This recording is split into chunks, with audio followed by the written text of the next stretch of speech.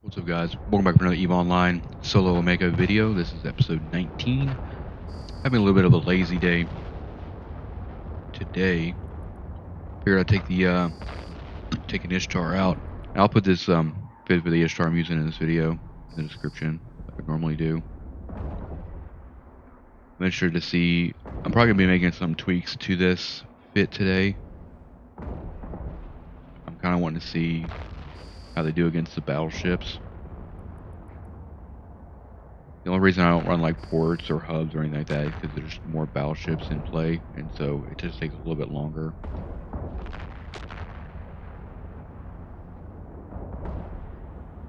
That's another thing you can do too, is you can actually run heavies, you know, if you have trouble with battleships. And then when you actually get down to the battleships, you just swap out for heavies. But I'm at 103 kilometer for the optimal range on the sentries. And so I'm coming in on these rally points at like 70 kilometers default. If I can show you. There's the zero there. So we're like 67k from zero. So if you do end up using, like, that's one reason I kind of got away from using non-sentry drones in Ishtar, because I'm already so far off of spawn point that I don't want to have to wait for those drones to like go all the way out there to target, and then if I have to get off grid to come all the way back. I'd rather just, you know, have the sentries right next to me.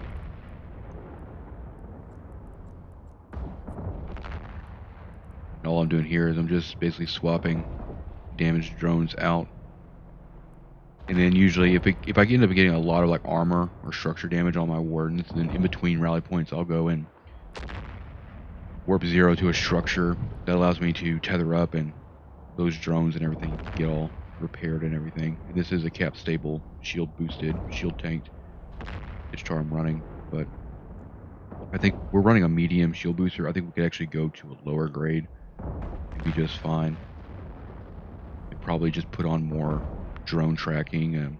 I don't really need more optimal range, but drone tracking for frigates and stuff is probably something I'll test out.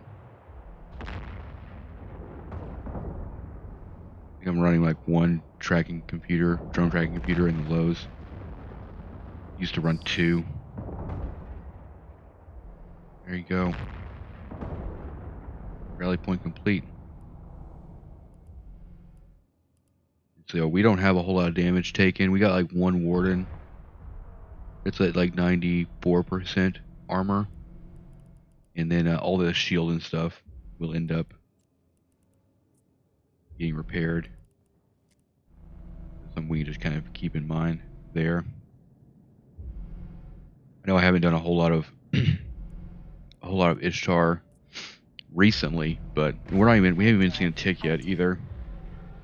I'm gonna try to keep going here until, I mean, you gotta realize rally points are gonna be pretty low on the tick side. I mean, we might get like 4 to 6 million on a tick, depending on, you know, how fast and effective we're running.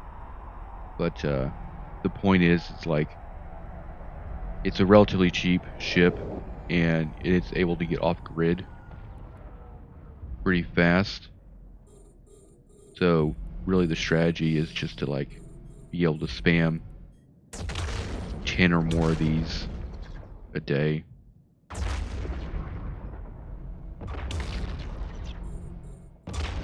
We're going to have to come in a little bit here. I think they nerfed the targeting range on this Ishtar, if I remember correctly. They used to have a whole lot better targeting range. So with that being said, we might need to add a sensor booster to it. But these will all move towards me, so what I'm really doing right now is I'm going to move towards the sentry towers, just directly at them. And I'm really looking at this other one that's at 80, so I want to come in 5k more. Then we should be able to post up, because everything else will just kind of fly towards us. This also gives us the opportunity to actually get red boxed by all of the rats as well.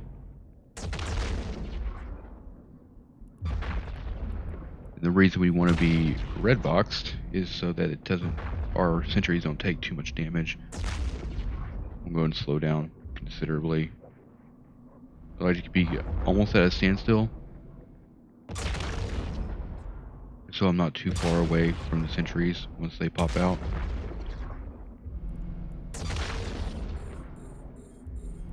I'll get these destroyers and all this stuff kind of. Hopefully we'll get a tick here pretty soon. Get these sentries out. They take those towers down pretty fast. There's a tick.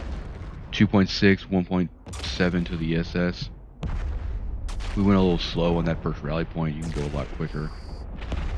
But for me, what I would end up doing with this ship is I would just be running these rally points back to back to back, because it's relatively kind of hands-off for the most part, because your sentries will actually go to the next target on their own.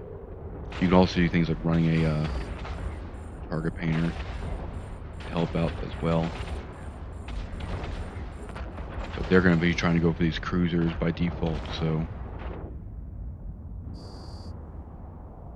they're going to take the destroyers down, because they're the ones that are going to be doing the most damage to the drones.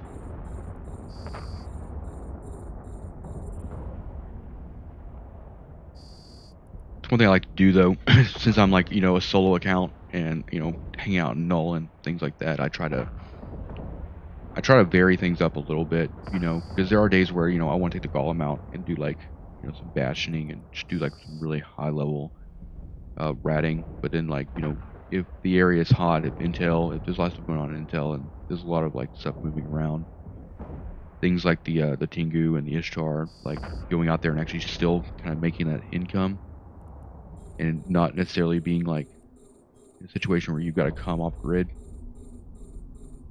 or where you have to like down bastion to like come off grid is nice. Okay, we're gonna cut this booster here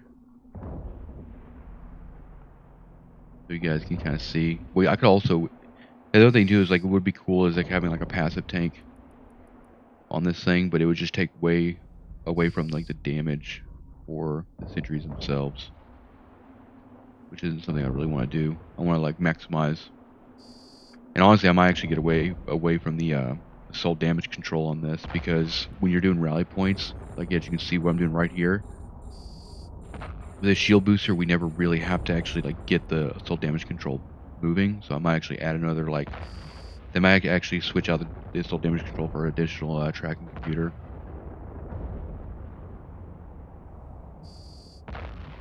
One thing we'll note on this is I'm running a Sentry, I'm running a Tech 2 Sentry damage rig, and so in order to make that work with the Ishtar, you're going to have drone rigging, because what drone rigging is going to do is it's going to reduce the CPU penalty for drone rigs, and that's how I'm actually able to fit that Tech 2 Sentry rig with everything else that I've got fitted on here. So if you try to like put this together and you have like a CPU issue, it's probably going to be a drone rigging skill thing that you're going to have to work out. And that also, like, that skill also allows you to do other things too, like if you're running mining drone rigs on like an Oracle or an Orca, it takes that CPU penalty down to where you can actually fit better or more tank on those ships.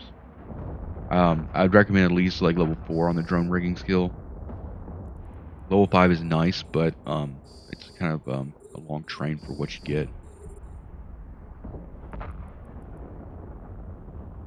I went to go target that small ship, and by the time I targeted it, the sentries already killed it.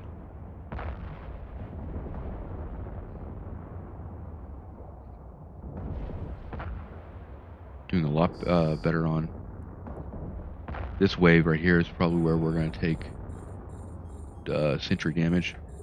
The other thing, we're not even running a booster right now either, just because we're kind of far out and we're standing exactly still.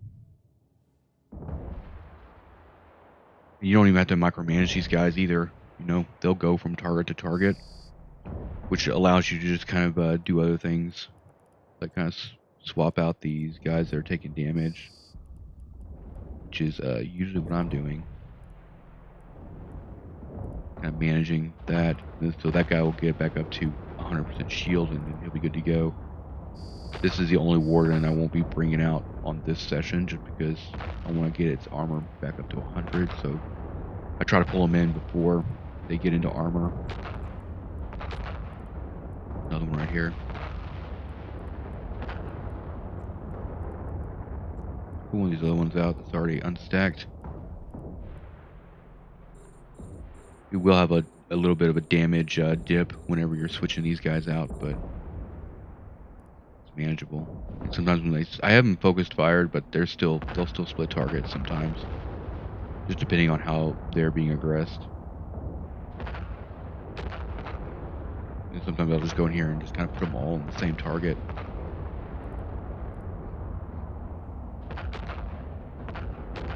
Keep them moving.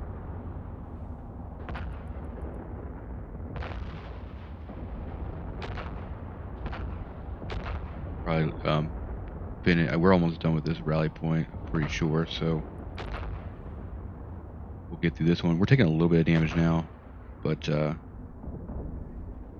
nothing really to worry about. Also, our cap is really good. We're cap stable on this thing down to like 1% or so.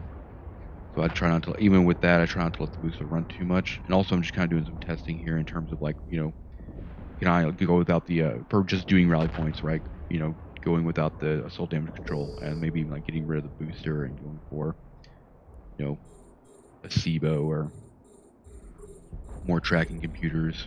For this wave, I'm always going to save the battleship for last.